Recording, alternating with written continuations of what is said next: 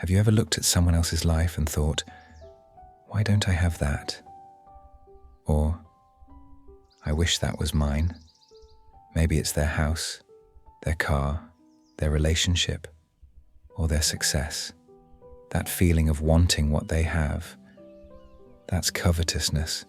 And God warns us about it because it doesn't just steal our joy, it leads us further from Him.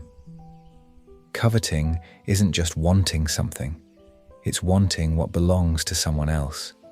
And here's why it's dangerous. 1, it steals your peace. When you focus on what you don't have, you become restless, constantly feeling like what you have isn't enough. Proverbs 14:30 says, "A heart at peace gives life to the body, but envy rots the bones." 2, it leads to sin. A powerful example is King David in 2 Samuel 11. He saw Bathsheba, another man's wife, and desired her. That covetousness led him to adultery, deception, and even murder. The result? Pain, destruction, and the tragic loss of their child. Covetousness is never just a harmless desire, it grows into something far worse. 3, it makes you forget God's blessings. Luke 16:10 reminds us, "Whoever is faithful with little will be faithful with much." But if we are ungrateful with what we have, why would we expect more? Romans 8:31 says, "If God is for us, who can be against us?" Yet when we covet, we are telling God what He has given us isn't enough. So, how do we break free from this cycle? How do we find real, lasting contentment? First, shift your focus to gratitude.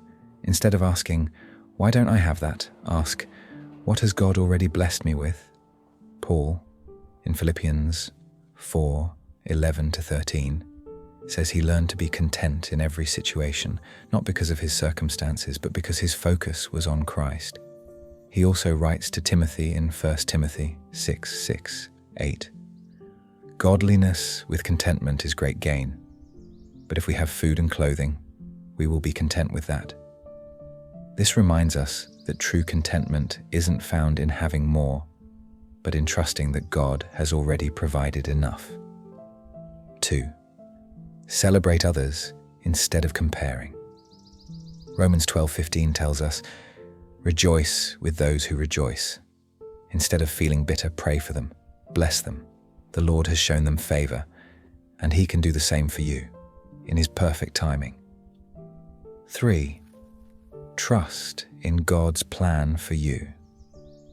Proverbs 3:5-6 says, "Trust in the Lord with all your heart and lean not on your own understanding. In all your ways submit to Him, and He will make your paths straight." God sees the full picture. He knows what's best for you, even when you don't. Here's the truth. Coveting will never satisfy you. Even if you get what you want, there will always be something else to chase. It's like grasping at the wind, vanity of vanities. But true contentment? It comes from trusting God completely, even when you don't see the full picture. He is your good Father, and He is enough. So today pray.